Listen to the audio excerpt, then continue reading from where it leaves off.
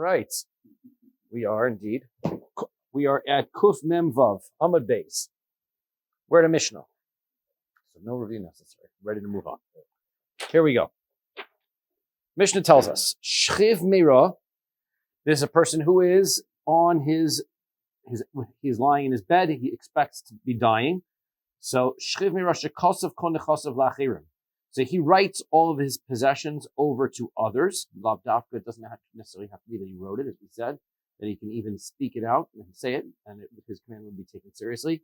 So he gives over everything, Vishia Karka Kol Shehu, but he leaves over a little bit of land. Doesn't give away everything. He leaves over a little bit. So then, matnoso kayemes, and even if he gets better, the gift stands. The logic being that why is he leaving something over? He's going to be dead soon. Must mean that he has every intention of getting better. Even if he has every intention of getting better, nevertheless, he gave this present away. So therefore, since he gave the present away with the expectation that he's going to get better, the present stands if he does get better. Lo shaya karko kosher. But, however, am I good? Yeah, just want to make sure. That's good. Lo shaya karko kosher. Let's say he doesn't leave over anything. He gives over every single thing he has.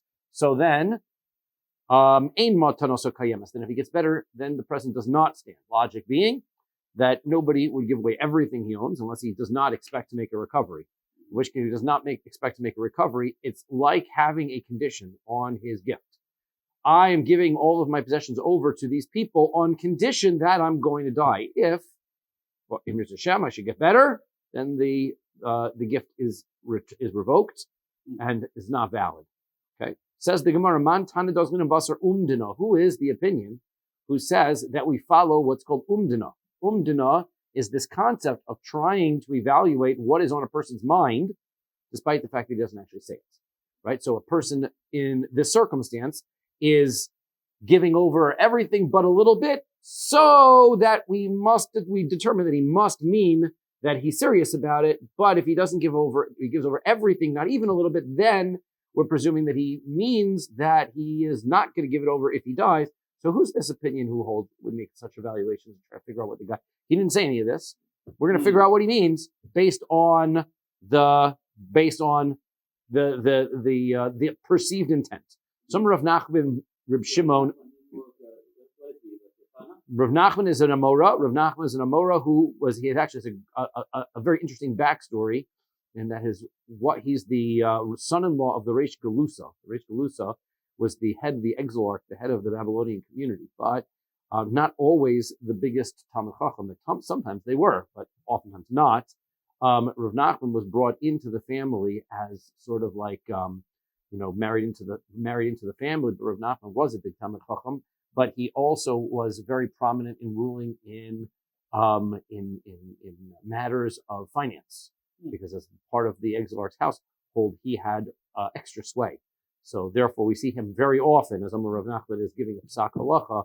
He was in the mid to late Amora period, and so he was considered authoritative when it comes to a lot of these halachas regarding money matters. So Reb Shimon ben Manasseh, he says that this opinion is Reb Shimon ben Manasseh's point of view. The Tanya, we learned in a brisa. So he's quoting us some Tanaim that we're going to assign this opinion to. Harei shaholach bino lemedina sayam. Let's say there's a fellow whose son goes off on a trip overseas. Vishama shemes bino, and he gets a terrible word back that his son died while he was away. The amad v'kosav konechosav le'acher. So what does he do? He writes a will, and in his will he gives over all the possessions that he owns to somebody else. Okay, so now v'acher kach bo bino, and then afterwards his son comes back. Now, matnaso matana. So the Tanakama, the first opinion, says, well, regardless, you gave everything away. Present is a valid present. You gave everything away. Your son comes back. It's irrelevant. Rabbi Shimon ben Manasseh says, no, ein matana so matana. His matana, his present is not a present, because if he would have known that his son was still alive, lo haya kosman, he would never have written such a present. The only reason he gave away his possessions is he figured, I don't have a son anyway, so where's my possessions going to go? So he gave it away to somebody else. But if he had known, Rabbi Shimon ben Manasseh says, again, this is the concept of umdana, He never specified this out loud, but we're observing. He just found out that his son died, so therefore he wrote everything away to somebody else. Rishonim discuss, what if he doesn't do it right away? What if it's like 6 months later he starts writing things away, giving them away to other people, whether that's considered still an umdana or not? But anyway, that's Rav Shimon ben Asia's concept of umdana. We're going to presume that we understand what his intent was based on inconclusive words. He doesn't say it. We just presume it. Okay. Rav Sheshes, some Rav Sheshes is also in that same era as Rav Nachman. He says, Reb Shimon Shazuri, this is Reb Shimon Shazuri's opinion. It's not Reb Shimon ben Asia. It's Reb Shimon Shazuri. The Tanya, we learned in a brayso about Reb Shimon Shazuri. He makes the statement, Parishona hayu omrim, hayotze bekolar, v'omar kisvu get liishti harei elu yichdevu v'gitnu.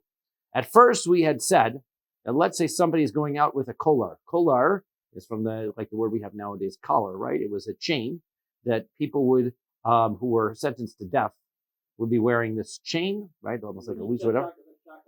Shackles, that's right. So he's going out, and he doesn't want his wife to have to go through the Yibum process with his brother. So he orders somebody along the way, write a get to my wife.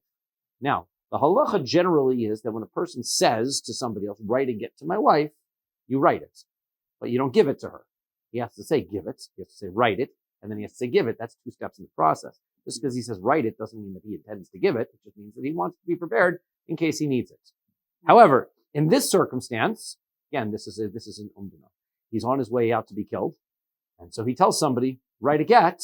So at first they said the halacha was, we're going to tell you to write it and to give it. Chazur lomar af hamefarish v'hayotze b'shayara. Then they came along and they said, you know what?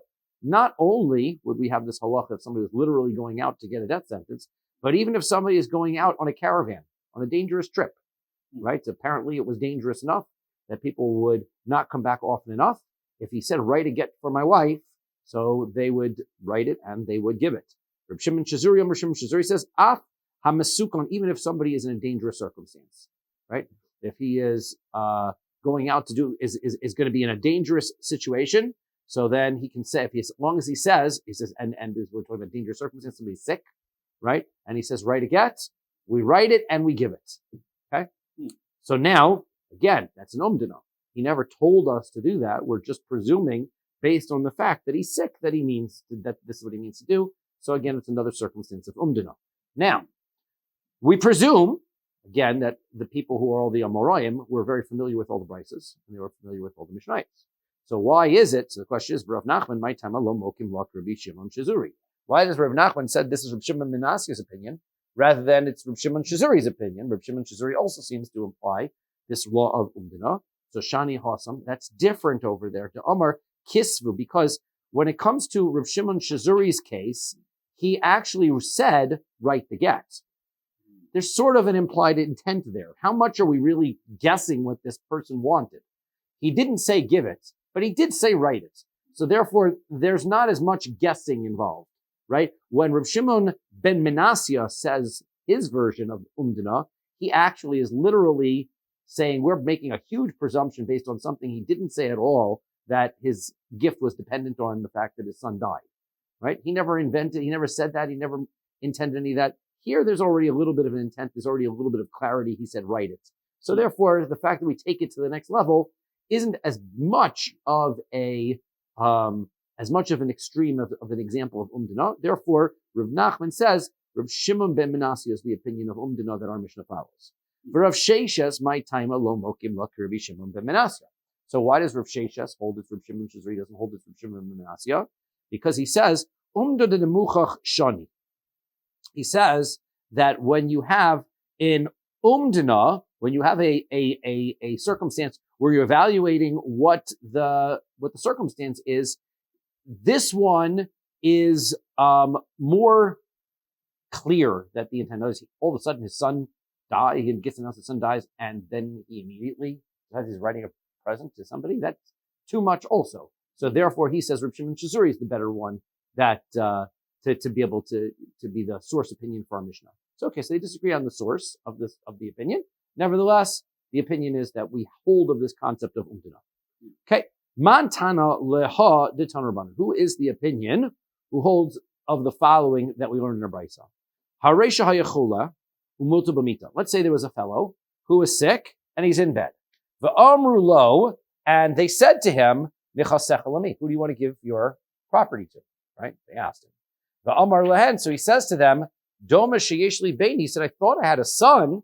Achshav shein li bein, but now that I don't have a son, nichsay leploni, I'm giving my property over to somebody else. Okay. Hayachol umutu b'mita. He has not.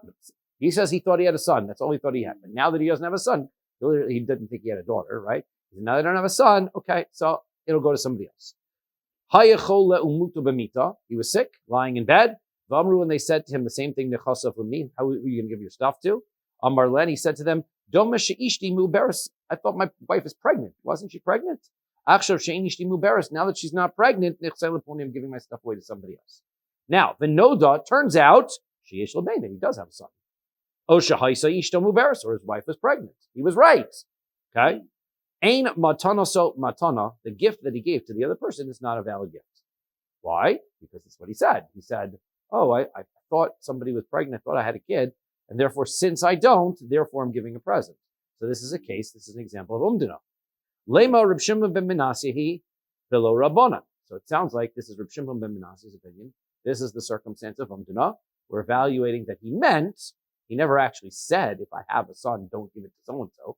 But we're presuming that he meant that he's giving it to the other person because he doesn't have a son. So no, afilu tema rabbanan. This is even the Rabbanan's point of view. This is not just Reb Shimon ben Manasseh. This is even the Rabbanan's point of view because dome shani. So this is a circumstance when the guy actually said, didn't I have a son? And then right after he goes, I guess if I don't have a son, I'll give it to so-and-so. That statement makes it very clear, even if you don't hold of umdana, even if you don't hold this concept that we're presuming to understand that is pretty clear. That's a pretty clear statement. So even the Rabbanan would agree in that circumstance. So that is, this brisa goes according to everybody.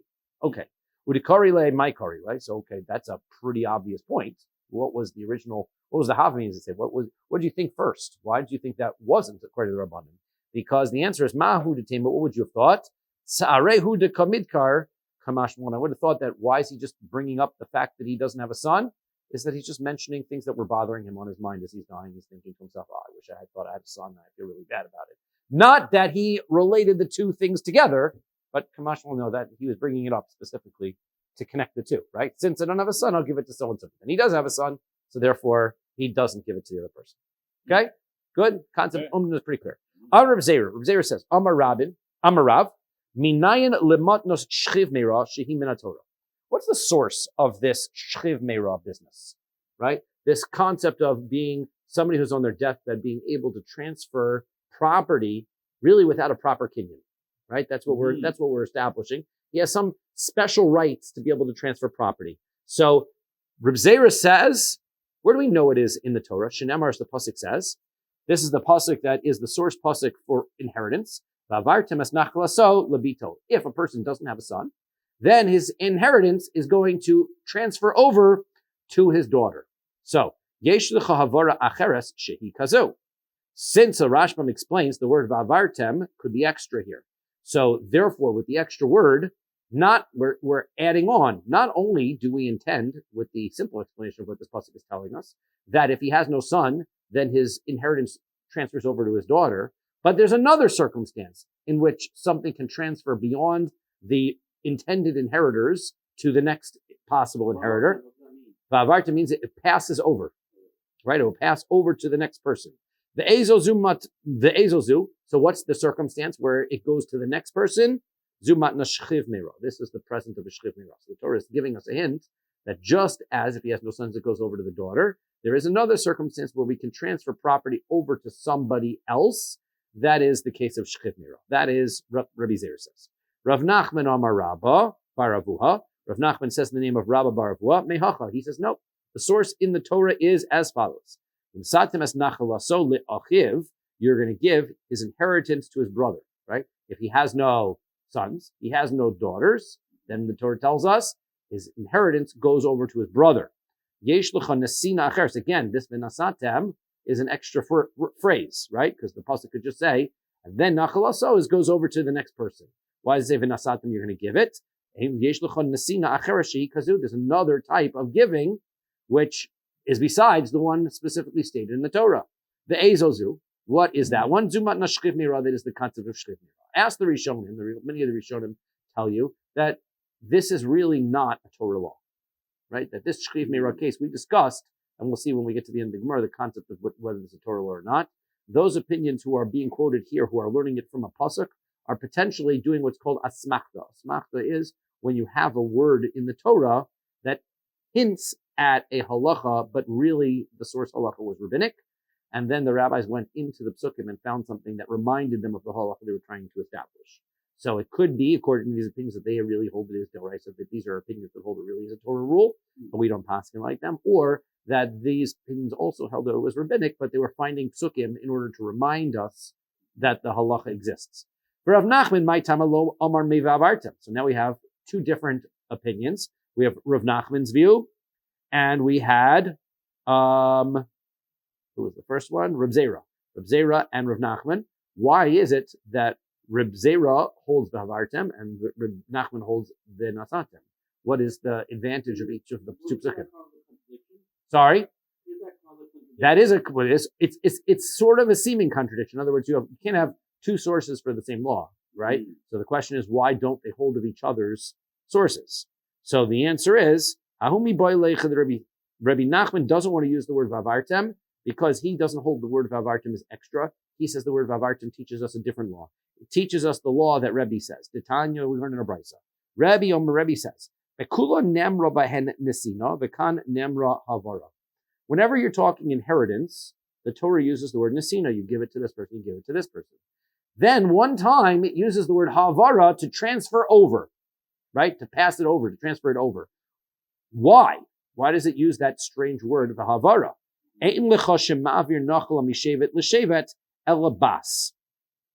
So the answer is because when it comes to inheritance, it always stays in the family. That's how inheritance works. Inheritance goes from one generation to the next generation, another person within the family.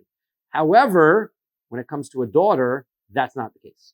When it comes to a daughter, if it goes to the daughter, it's going to wind up, your inheritance could leave the family. Also, she is going to get married, or could have kids. Her husband or her kids will be from a different shevet than her father, right? So if the father is a Kohen and she gets and the inheritance goes to the daughter, she gets married to a Levi, right? Now she's a Levi. So the inheritance, then she dies, the husband inherits. All the property goes over to the other family. So there's a circumstance in which the property Vavartem is used in order to tell us there's a circumstance that the property could actually leave the family through the daughter and go to somebody else. Now, for Rabbi Zera, my time alomar mi v'nosatem. So why does Rabbi Zera, why doesn't he like the teaching of Rav Nachman where he learned it from v'nosatem? Orche dekrahu. There's nothing special about that. It's not really an extra phrase. You read the pasuk straight, it just kind of says, and then you're going to give it to the brother. Nothing strange about that use of that word in the pasuk. Hence, nothing strange about it. There's no need for an extra drush in it. So that pasuk just means what it simply means. Okay. Rav Menashe bar Yirmiyah, Amar Mehacha. Rav Menashe bar Yirmiyah says, I'll tell you where the source of Shchiv Meira is. Comes from this. Vayamim Ahem. It's not a pasuk in the Torah, it's a pasuk in Navi. Vayamim Ahem. Chala Chizkiyahu lamus. Chizkiyahu was becoming sick and he was ready to die. Chizkiyahu is an amazing story. He was a big, huge tzaddik, and he saw in a nevuah that his children would be terrible Rishonim. So he decided, right, it's like an episode of Twilight Zone, he decided that he was not going to have any kids. So he wasn't going to get married, he wasn't going to have any kids, so that he wouldn't have, he saw in his nevuah, I'm going to have terrible kids, so forget it. I just won't get married, I won't have kids. So Hashem punished him, and he started to get sick. So, yes, we all experienced it. It is very wet outside. Vayavo love Yeshayahu ben Amut Hanavi, and Yeshayahu comes to him, right? And he tells him, Vayomrei love, and he says to him, Ko Amar Hashem. This is what Hashem says. You want to know, am I going to get better? What's going on? He said, this is what Hashem says. Sav leveischa ki meisata. Command everybody in your household because you're dying. That's it. You're dead. Okay? Lo tichya. You're not going to live. Now, the story continues on that Chizkiyo says, isn't there anything that I can do? He said, well, you're disobeying what Hashem wants. Hashem wants you to get married, have kids. He says, yeah, I'm going to have terrible kids. He says, that's not your cheshbon. That's not your problem. Hashem gives you a mitzvah, get married, to have kids. Yes, you're going to have bad kids. That's on your kids. Hashem will take care of that. That's not your problem. Fact is that you can't decide to outthink the situation and prevent yourself from having any kids. So he does. He gets married, he has kids, he lives, and continues on. So that's an amazing story. His kids were terrible. He was right. The kids, in fact, were miserable. Yes, terrible king. So now, however, it says, he says, Hashem says, but what is it that Yeshayahu told him? Tzav l've'ischa, command your house, meaning decide who you're giving your inheritance to. Now, but tzava bi'alma, how did he give it? Did he tell him to write a will? Did he tell him to make kinyanim? No, he just said, tell everybody who gets what. That's the source for Shchit Meirah, right? That Chizkiyo was here, he was sick on his deathbed, and all he had to do was tell everybody, you're going to get this, and you're going to get this, you're going to get this. So he says, that's the source for Shchit Meirah. Shchit Meirah is the concept of the deathbed. Yeah. Inheritance, a gift. Without a real kinyan. That's right, without any real document. That's correct. So that's the source. Rami bar Yechezkel Omar Mehacha. Rami bar Yechezkel tells us this story from Navi. Achitofel was a trusted advisor in David HaMelech's court.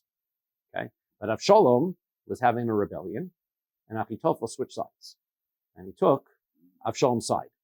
Well, David HaMelech escaped, and he ran away overnight, got out fast as he could. The spies come back, and they tell Avshalom, David HaMelech is exhausted, and he's, they're struggling, they're sitting ducks. So they went around, they asked, what should we do, right? So David HaMelech had a spy that he had sent back as a pretend you're part of Avshalom's inner circle. So Avshalom offers the advice, he says, go right now. They're tired, the Achitofel says, go right now, you'll wipe David out, you'll get finished with it. The other fellow, I can't remember his name, I'll be able to see if it's written here. So he comes along and he says, I don't know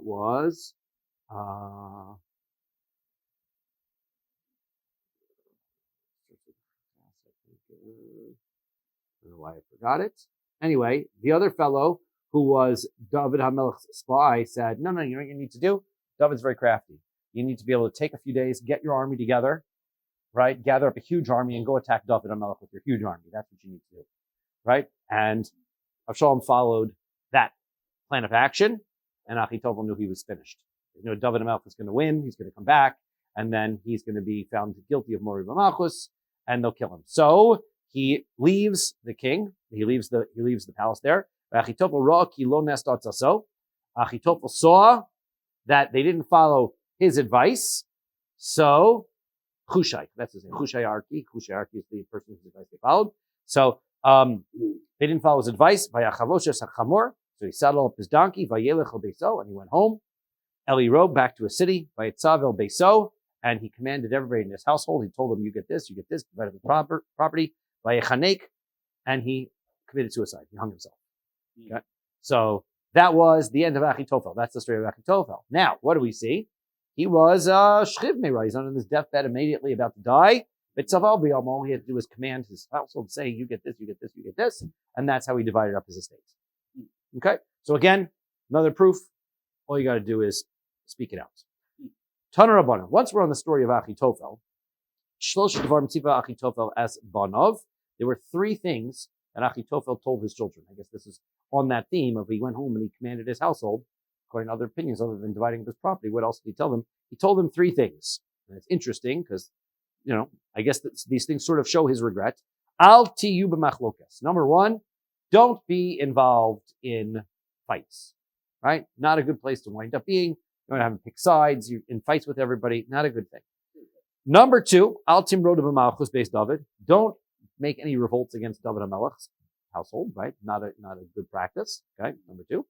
The Yom Tov Shalat Tzeres, Borur. Third thing, seems a little bit unrelated. If it's a clear sky on Shavuos, so then zero chitim, then go plant wheat.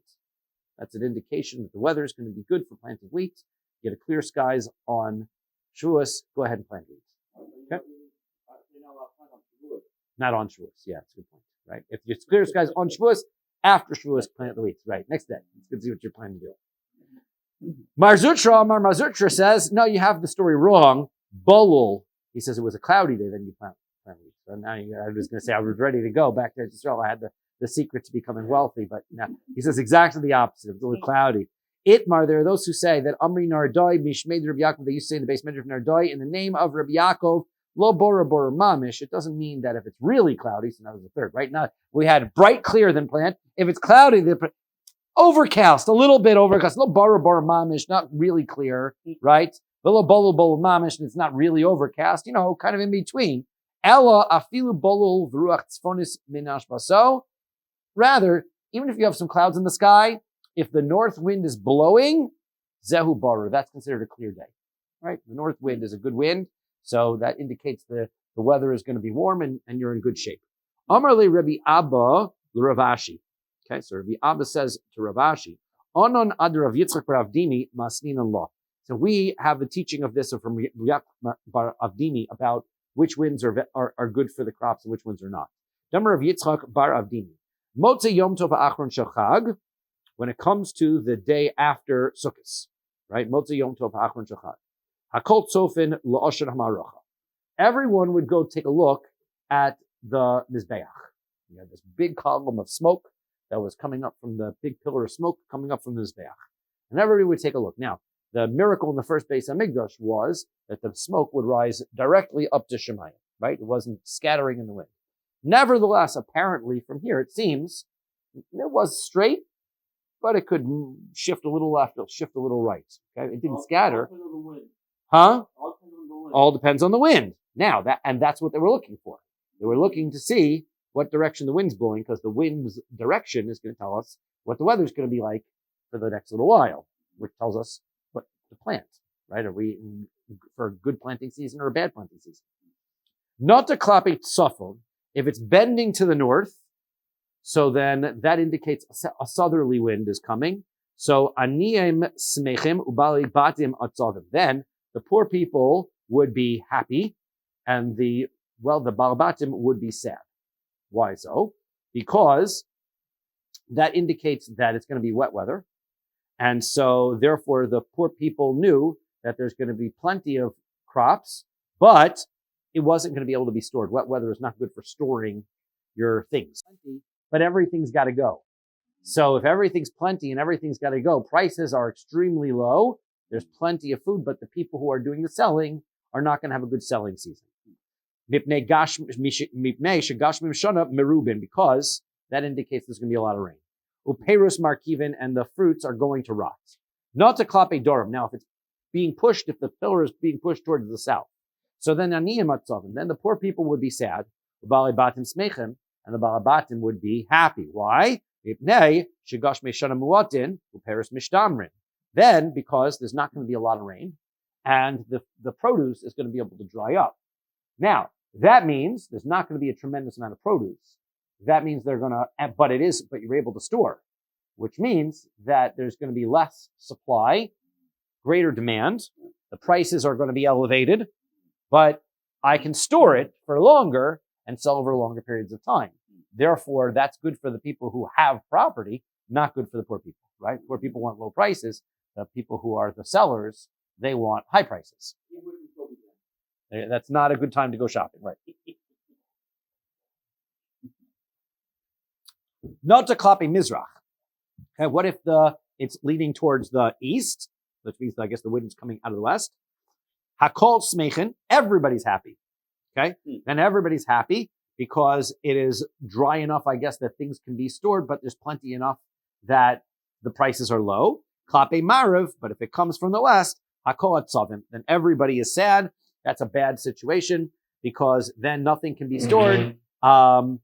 It prevents the rain. It's going to be a drought, and nothing is going to grow at all. So that's a bad situation for everybody. That nobody wants. Okay. Uramini. But we have a contradiction here. Mizrachis liolam yafeh, maravis liolam kasha. This version says that the easterly wind is always good, the westerly wind is always bad, which is the Opposite of what we just said. We just said that if it's pointing if it's blowing to the east, which means coming from the west, then everybody's happy. But now we're saying the west is bad. First we said the west is good. Now we're saying the west is bad. We said the east was good. Now the east is bad. So that's going to be our contradiction. Ruach tzefonis, if it's a northerly wind, yafa lechitim, that's going to be good for planting wheat. V'shashe v'yu shlish, as long as you already have plants in the field and they're already a third grown, right? Because if you want to be able to have a certain amount of rain at the beginning of the crop and a different amount as it continues to grow. So therefore, once it gets to a third of the amount, the north wind is good for it. The kosher lezesim, but it's bad for olives. B'shasha yenitzu, as long as they're blossoming. Once the olive trees are blossoming, that same amount of rain, which is good for wheat, is bad for that. I'm not a farmer, but I would presume that the amounts of rain probably cause funguses and bugs and all of those kinds of things, which are not good for the emerging crop of olives. But I'm presuming, because I've never really grown olives or flour. So ruach dromis, if you have a southerly wind, kasha lechitim, that's bad for the wheat. B'shashe v'yu shlish, once it's grown third. V'yafa lezesim, but that's good for the dates. B'shashe yanitu, as long as they've already started to blossom. Now, V'amar of Yosef v'Item Marzutra, and some say it was Marzutra, v'Item of Nachman bar Yitzchak, some say it was Rav Nachman bar Yitzchak. The Simonech, the way you can remember which is good and which is bad. We said the north wind is good for something, the south wind is good for something. The way you can remember which one is good for what, because it's kind of critical, you have to know what you're planting, right? Shulchan betzafon, the shulchan in the Beis Hamikdash was in the north side of the Beis Hamikdash, u'menorah bedarom, and the menorah was on the south side. Therefore, the shulchan had bread, and so therefore you can remember the north wind is good for wheat. If it comes from the south, that's the menorah. They had olive oil, so therefore you can remember the south wind is good for oil, for the olives. Correct. So that's what you can remember. Now, back to the point at hand. The point at hand was we had a contradiction about east winds and west winds. So are they good? Are they bad? East winds are good. West winds are bad. What's going on here? So high Merabi Didei, the high Merabi Didei. So he says, what's going on here? One is good for sorry, that's part of the last part, right? Merabi Didei. This wind is good for the thing that's on its side of the Beis Hamikdash, meaning the north wind is good for the wheat, and this is good for the other, so the south wind is good for the olives. Now, lo kasha. We're not going to worry about this contradiction about the east winds and the west winds. I'll be so panicky about the east winds and west winds. I'll be calm down. It's not so bad. Halon v'halahu. It depends if you're talking about Babylonia or if you're talking about Eretz Yisrael. Babylonia is one of the lowest points geographically, right? It has a very low altitude. It's considered a big valley. Okay, so therefore, this low point in height made it so that when it rained a little, all the groundwater would seep in, and you had plenty of water. So therefore, a westerly wind, which did not provide that much rain, was very good for Babylonia. Eretz Yisrael is higher ground, and so therefore, if they didn't get enough water in Eretz Yisrael, that was really bad. On the other hand, it's the exact opposite, right? When it comes to the east wind, lots of rain is going to come. That's good for Eretz Yisrael. Higher ground needs more rain, but it would cause flooding and be bad for Babylonia. So therefore, you don't have a contradiction. One brisa was talking about whether you're talking about us in Eretz Yisrael, the other is them in Babylonia, so you don't have a contradiction. Good. Tanya, we learned in a brisa. Abba Shol says, Yom Tov Shel Atzeres, Borur, if you have a clear Shulas time, Siman Yafa L'Kol Shana Kula, that is good news for the entire year. It's a good sign for the entire year. Amar Rav Zvid, Hay Yom Kama de Dorish Shasa, Ichamim, if it's the first day of Dorish Shasa, that's the first day, I guess the first day of Rosh Hashanah, right? If you get the first day of Rosh Hashanah, Ichamim, if it's a warm day, Kula Shasa Chamima. That's a good sign. It's going to be a nice, warm year. I don't know, what was the temperature in Rosh Hashanah this year? Was it good? Yeah. There you go. Okay, so they have a nice warm year. So that's testing to see if it's proven accurate or not. It is. Karir, if it's a cold day, Kula Shasa Karir, then it's going to be a very cold year. Okay? Lamai Nafkamina, who cares? So you know what the weather is. Congratulations. What difference does it make if it's going to be a warm year or a cold year? So the answer is, Litzvila social Kohen Gadol. If you remember, Kohen Gadol would go into the Kodesh HaKadoshim on Yom Kippur. And it says in the Machzor that as he would leave, he would have a whole tefillah that he would say that Hashem should make this a great year, and there should be plenty of crops, and the parnasa, and everybody should be healthy, and all the women should have healthy babies, and all this kind of stuff. In that tefillah, if it was going to be a warm year, he should daven, it should be not too warm. But if it's going to be a cold year, he should say, it shouldn't be too cold. Right? So therefore he has to know which tefillah to say, and he would know that based on what the weather was like on Rosh Hashanah. Right? Interesting, right? The Rav Abba Rav Nachman, Rav says the name Rav Nachman, Matnas Shchiv Meira Midrabban. All these opinions up until this point have been quoting us psukim to tell us where this gift of Shchiv Meira comes from. Back to the issue at hand, it's really a Durabanan rule. It's not a Torah rule at all, according to Rava, who's in the name of Rav Nachman, which is interesting because Rav Nachman was the first opinion that we quoted, who said that it was from the Torah. So as they said, potentially it is a Mismachta. Right? It's a Nashchiv Meira is midrabanan bi'almahi. Shema titarif dato alav. Why? Like we explained when we talked about it in the past, because we don't want the fellow to get all upset and concerned. Right? By getting all upset and concerned, he may panic, get upset. It could hasten his death. We want him to be nice and relaxed and calm. When we have Rav Nachman hachi, but does Rav Nachman really say that? Rav Nachman afagav damer Shmuel hamocher shtar chov lechavero v'chazer umachlo machul. So didn't Rav Nachman say, in the name of, right, that even though Shmuel said, let's say somebody sells a contract. This is a very interesting halacha. Somebody has a contract, right? So I can sell that contract. It's like, my bank selling my mortgage, right? So the value of that contract isn't quite the face value of the collectability because you still have to collect it. Who says the person is going to collect and not give them a loan? However, that's a good, I need the money fast. I've got this contract that says somebody's going to owe me $1,000. I can sell it for $600 right now, get the $600 fast. I could do that, right? Somebody buy. That's collection. That's essentially right. Yeah. So that's what he's going to do. He's going to sell his shtar for under face value, and somebody's going to buy it for under face value with the expectation that he's going to collect it. Okay. Now, here's what is a shtick that a person can do. He can sell his shtar, but even if he sells his shtar, he still retains the title of the person who made the loan. Therefore, says Rav Nachman, it says Shmuel, if a person, if the person after he sells the contract decides that he wants to forgive the loan, so then machol, then the loan is forgiven. You can forgive after he sells. Yes. Isn't that amazing? So what happens is, because it's under his name. Right. Yes. It's a very interesting halacha, right? So he sells the contract, $600. The guy says, thank you very much. Calls up his friend, I just sold my contract, but you owe me money for $600. I forgive you. You don't have to pay me now. Okay, well, now I don't have to pay.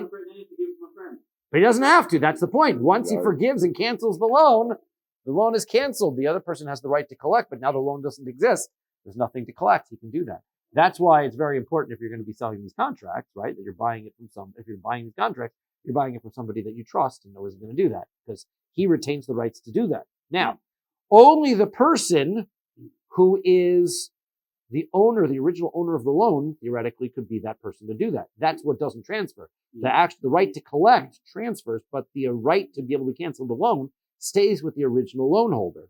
However, you know how it can transfer? Vafilu yoresh mochel. Even the heir can also cancel it, meaning the father passes away and he already sold the contract.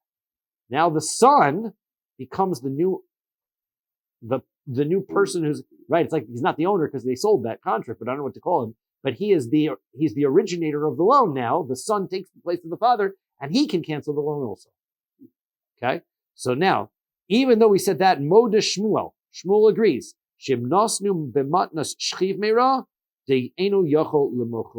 That if he made this transfer, let's say the father, while he was a shchiv meira, transferred this contract, this loan to somebody else, then the transference is official and 100%, even his son can't cancel it anymore. Which means that as a shchiv meira, he actually has more power to transfer this loan than he did when he just sold it, right? As we said, again, if he sells the loan, the person who sells the loan retains the right to cancel. Right. If he transfers it as a shchiv meira, then the entirety of the loan transfers over to the person he gave it to. The son cannot cancel that loan afterwards. Right. Isn't that interesting? Now, What makes more sense? The one sounds like I'm just contracting someone to go. They're buying the right to go collect. yeah. But we're giving him more rights as a shchiv meira. So now, Right. this is where that's what's bothering us. Iamart bishlama deoraisa. So now, if the concept of a shchiv meira is a Torah law, which is going to be stricter, Torah rules or derabbanans? Well, you say derabbanans. Why? I would expect the other way. No, because the Rabbanim are Gedarim on top of. Okay, so there you go. on It's top of the right. a good answer, right? It's a good answer. Sometimes the rabbis would make their rules stricter than doraisas because you wouldn't follow it if it wasn't, because it's only, people would say it's only the rabban. But really, the way that you look at it, we always say doraisas are lechumra, the rabbanans are lekula, right? That's what we say. If I have a suffix, I'm going to treat Torah rules more stringently because that's what God said. I'm going to treat Torah rules more strictly. Rabbinic rules, I'm going to treat more leniently.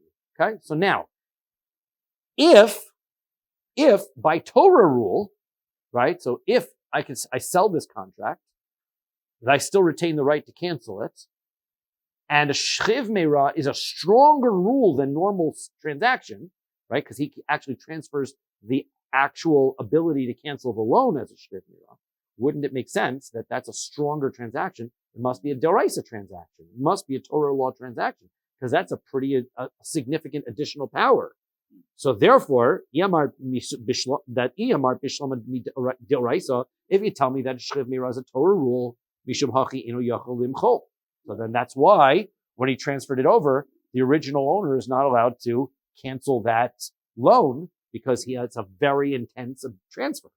So if you're going to say it's only rabbinic, why shouldn't he retain the right to be able to cancel it? If he sold it, he'd retain the right to cancel it. So certainly only a rabbinic transference, he should retain the right to be able to cancel it. So the answer is, Ein shel Torah v'asua kishel Torah. He says no.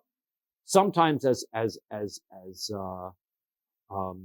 we just said, that sometimes halacha is not a Torah rule, but the Rabbanan made it extra stringent and strict, like a Torah rule. So therefore, they transferred it over and considered it like a Torah rule. Now, it's interesting that how did they transfer it like a Torah rule? The answer is, what way did they? So the answer is that the Rabbanan considered it like inheritance. That was their source. So just like if the son inherits the contract from the father, he becomes the one who has the right to transfer. If the father transfers this over through a shchiv meira process, the new person who owns it becomes the heir, and therefore he can cancel the loan. Just to clarify, when you asked for it, suffix deraisa l'chumra, suffix derabbanan l'chumra. Right. But that wasn't what you were asking me. You were asking me which one would you expect to be more like, not like stringent in the sense of the law would be. That's exactly what's parallel. No, if you're going to tell me that doraisas, the Torah, I understand, but why do I have to go more strict when it comes to Torah rules? Because Torah rules are more severe. So the rules are more severe. Things are stronger when it comes to Torah rules. Rabbinic rules are less strict. Why? Because there's less at stake. So if you mess up, what is it? Right? That's my extra stringency on top. If I write on Shabbos, then there's a death penalty if there are witnesses. Right? If I pick up a pencil on Shabbos, rabbinic enactment, so that you won't write, then it's a rabbinic law that I violated. That's all. Those, yes, right? I didn't understand the question. Right? No, I know, but you're right also, right? There are sometimes the Rabbanan went overboard and made the rules. You're right. What you're saying is you would expect that the Rabbanan rule would go further than the Doraisa. The Doraisa would be don't write. The Rabbanan would go even stricter. Don't even pick up a pencil, right? That's what you'd expect, right? Mm-hmm. But the severity or the strictness of the law, of the punishment, of the, right? That would be stricter with the Torah rule than it would be. So the power of the Torah rule should overwhelm the power of a rabbinic rule. But we find that that's not the case, but that doesn't bother us. Because in fact, the rabbis can make an enactment and use it and use the force of a Torah enactment in order to be able to be the source, right? Basically what the rabbis would do is they would copy the mechanisms from the Torah rules so that the laws would be consistent. and they copied Yerusha, they copied inheritance. So therefore, whatever is the transference by inheritance, that's the rule by Shchif Meira. Okay? So on that point, right, this concept we're talking about, for those who just came in, we're talking about this concept of Shchif Meira. Shchif Meira is somebody who is sick and on his deathbed. Okay? So the rabbis gave him extra rights to be able to transfer his property with ease to people who he wants to, right? Normally, you'd need a will or you'd need witnesses, some kind of legal document in order to transfer your possessions to somebody else. But once you're in this circumstance where you're about to die, the rabbi said, a person could get very worried and it could increase his illness or make him feel worse. Therefore, we're going to create a mechanism that we're going to enable him to transfer his property over to others with ease. Okay, so that's this concept. That's what a Shchif Meira is. He's transferring over property with ease. And does require Adam to follow? Well, we're going to need something, because if you don't have something, somebody's going to dispute the fact that the guy said it. I was there by myself with him, and he said I get everything, right? At that point, you're going to need some witnesses to be able to verify that something was really said. So you are going to need some witnesses to something being said, but the witnesses don't have to execute the transaction or sign a legal document or anything like that. They can just say, we were there, we saw, and we're just reporting, right? You basically have what's called witnesses of observation that can testify, not witnesses of execution, meaning witnesses, not executing the guy, but that witnesses that are signing a document and creating rights. So you have right, there's difference between witnesses coming to court and say, we saw such and such happen, versus witnesses who sign the bottom of a contract in order to make the contract official, right? These are not witnesses that make the contract official. These are just witnesses of observation. Okay, here, two witnesses always. Now, the rule is going to be also, one witness will have power, but this is not this one. We're going to deal with that when we get to Sanhedrin next Gemara. You only have to wait a couple of months for this, right? Normally I would say if this is coming up, and sometimes you have to wait around 6 more years. The conversation that we had yesterday, you have to wait 6 more years to get the answer to that one. This one is coming up in a few months. One witness can create a circumstance where we have a believability that the story is true. Therefore, but we don't have a believability enough to know it's true. Therefore, the person who wants to collect has to take an oath. He has to swear that what's happening is true. One witness can create an oath, but two witnesses can create a certainty. Torah gives us circumstances, a few circumstances where a person has to take oaths, right? One circumstance is, for example, if a person is told that he owes money by witnesses, and he says, no, it's not, my loan wasn't $100, only $50. So he agrees to part of the loan, not the whole loan. The Torah says in that circumstance, you have to take an oath, right? There are certain circumstances an oath. The Torah cautions you against taking oaths for no reason, right? You know, I swear I love this coffee, right? Right? It could be true or not true, right? You're not supposed to swear to things, right? So therefore, swearing is not a good thing, but that's not the same thing as being under circumstance where you are going to testify to things or, the legal cases. Okay. Amar Rava. Rava says, Amar Rav Nachman, Rav Nachman. Shchiv Meira. Here comes a case of a person who is this Shchiv Meira. And he says, Shamar Yidor Ploni Babayis Zeh. He says, so-and-so can live in this house. Yochel Ploni Peros Dekel Zeh. And so-and-so can eat the fruits of this tree. So then, Lo Amar Klum, right? He has not, that statement is meaningless. Ad Sheyomar Tnu Bayis Zeh Ploni V'Yidor Bo, unless he says, the house goes to my friend Shlomo, and he can live there. And Tnu Dekel Zeh Ploni, give this tree, this palm tree, to my friend Shlomo, V'Yochel Peros, and he can eat the fruits. If all he says is, he can live in the house, or all he says is he can eat the fruits, that transaction is meaningless. Why? Because there's no ownership of anything, right? The right to stay somewhere is dependent on owning that property. If he doesn't own the property, what gives him the right to stay there? So if a Shchiv Meira can give the person the property, but he can't say, but he can stay there without owning the property. That he can't do. Lememra, that is to say, it teaches me something. The Sava Rav Nachman says, Milsa de Isa bebari, Isa b'shchiv meira, de leisa bebari, leisa b'shchiv meira. That the rule goes like this. All of the circumstances, all of the rules that are attached to a normal, healthy person's transaction, other than the fact that they need witnesses and a document and all that, all of those rules are the same rules that apply to a shchiv meira's transactions as well. Meaning, if I was a healthy person and I wanted to give somebody the right to stay in my house, I'd need to write a contract saying I'm renting him the property. He has the rights to the property for a period of time, and he makes a kinyan and he owns that property for a period of time. He owns the rights to that property. Similarly, a shchiv mirah has to do it that way as well. I can't simply say the fruits that grow from that tree are going to belong to you. That's what we call davar shelo bo liolam. I'm selling you something that doesn't exist. Right. Can't sell you something that doesn't exist. Just like I can't sell you something that doesn't exist, shchiv mirah can't give somebody something that doesn't exist. So the rules of shchiv mirah follow similar rules as a healthy person's gift. Now, problem is, V'hamar Rava Amar Rav Nachman. Didn't Rava say in the name of Rav Nachman on the top of 148a, shchiv mirah she'amar tenu halvasi leploni, somebody who is a shchiv mirah who says, give my loan to so-and-so, halvaso leploni, that loan gets transferred over to that person. V'afa gav delese bibori. That transference doesn't work by a healthy person. He said, remember, as we said, exactly, the healthy person, if he gives that loan over, he only is giving over the right to collect, but he can't give over the actual loan itself. He remains the person who is the lender, and he can cancel that loan, although he sold the right to collect to another person. So how come, when it comes to a shchiv mirah, he can do that? So Rav Papa Amar, Rav Papa says, Hoel v'yoresh yorsha. The answer is because the method of transference of a shchiv mirah follows the rules of inheritance. Right? That's what we said. It's an inheritance. Copies inheritance. It doesn't copy a salesperson. What was the question? Say the question again. The question was like when, in terms of transferring the loan. Yeah.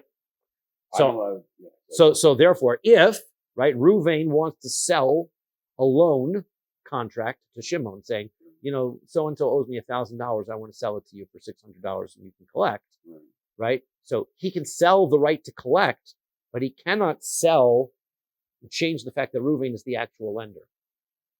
That's non-transferable. Okay. Therefore, if Ruvain decides after he sells it to pull a fast one and cancel the loan, he can do that. Yeah. Make sure you know who you're doing business with. We can pull a fast one, exactly.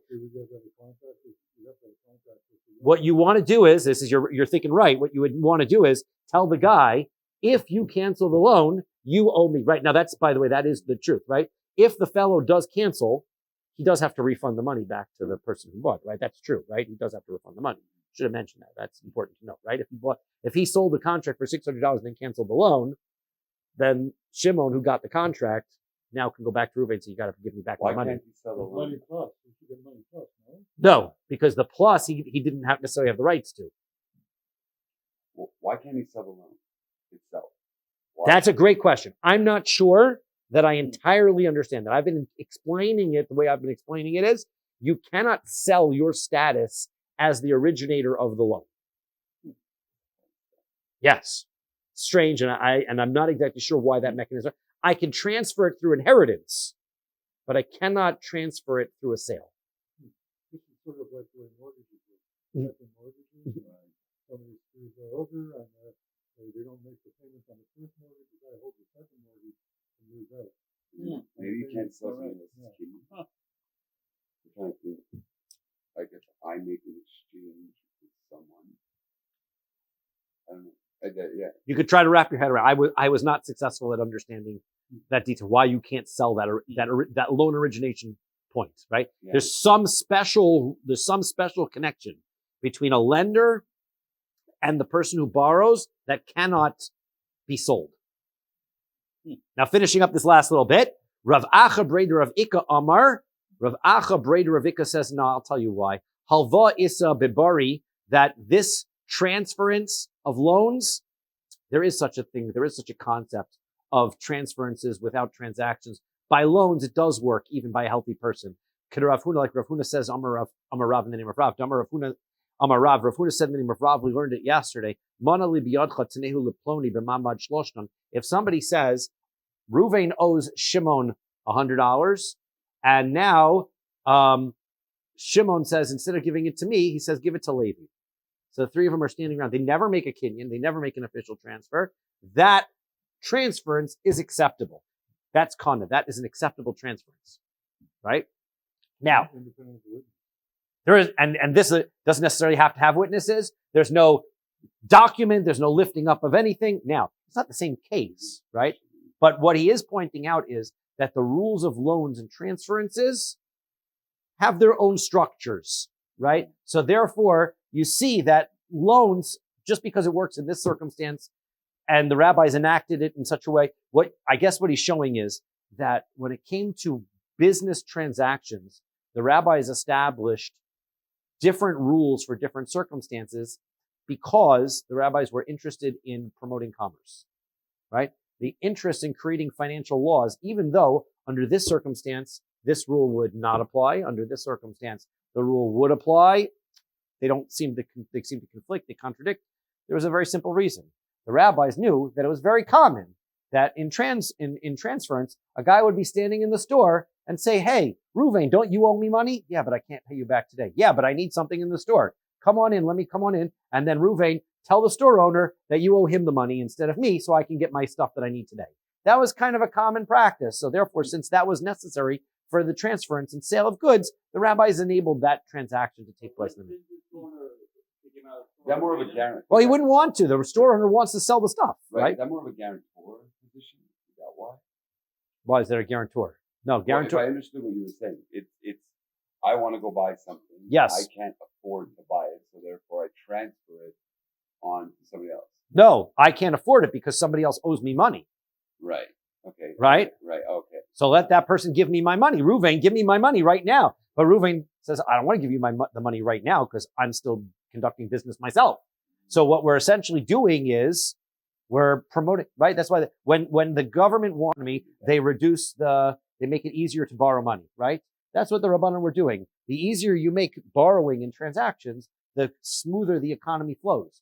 You don't need to get the money back from Reuven for Shimon to spend it. So therefore, by Shimon being able to spend the money without Reuven giving it to him, Reuven maintains control of the money so he can do his business. Levi doesn't lose the sale, and everybody's happy. So Levi's got the credit. But Levi's got the credit. But Levi would have gotten the credit against Shimon. Now he's just got the credit against Reuven. Right? So he transferred the debt onto the person who owed him money. That's right. That's what he did. Transferred the debt. And even though, technically speaking, as we said, this was one of those types of examples of something that there's no real halachic source for it, because based on what? A transfer is, again, in the Torah rules, there has to be a transfer. So somebody would have to say, let's write a contract. The contract indicates that I transferred, I owed you. Now I'm transferring it over to you. Let's get two witnesses together. Oh, and also we have to go hire a lawyer in order to write the contract and all that. Who wants to make that loan anymore, right? It gets complicated. If I've got to hire a lawyer every time. So they decide, okay, handshake, good deal. I trust Reuven. Reuven trusts Levi. Levi's going to write down in this little book. We're all safe. What's the difference between that and the case we just said before? We couldn't transfer. Do we have our minion? We have good Rabbi Gislason? We have our minion, or we're okay? Tell me when. Signal me so we'll stop as soon as we have. Yeah. What's the difference between the case we just said before and this one? I feel like I'm missing something. What the difference is that they're really very drastically different and not necessarily related, right? Case before was Reuven owes Shimon money, right? So therefore, Shimon, instead of waiting to collect, sells the loan to somebody else for a lower amount of money than the face value of the contract. Okay? Now, even though he does that, Shimon is still considered halachically the lender. Hence, if Shimon wants to pull a fast one or do a nice favor for his friend Reuven, he can always, at any point, cancel the loan. Okay. Now, why should that be allowed? Right? But you said you couldn't sell the loan over. We couldn't sell the loan over. You could only sell the right to collect. That's correct. That's why. But that's in this why. Case, you're selling. So all the point that we're trying to make is that when it comes to, we criticized this point because we said that the rule that Rav Nachman has is that the rules of Shchit Meirah follow the same rules of a regular healthy person's transaction. But here, in this case of loan transference, we have a rule that doesn't follow the regular rules of a healthy person. So answer number one is it does follow the rules of a regular healthy person because it follows the rules of inheritance. Right.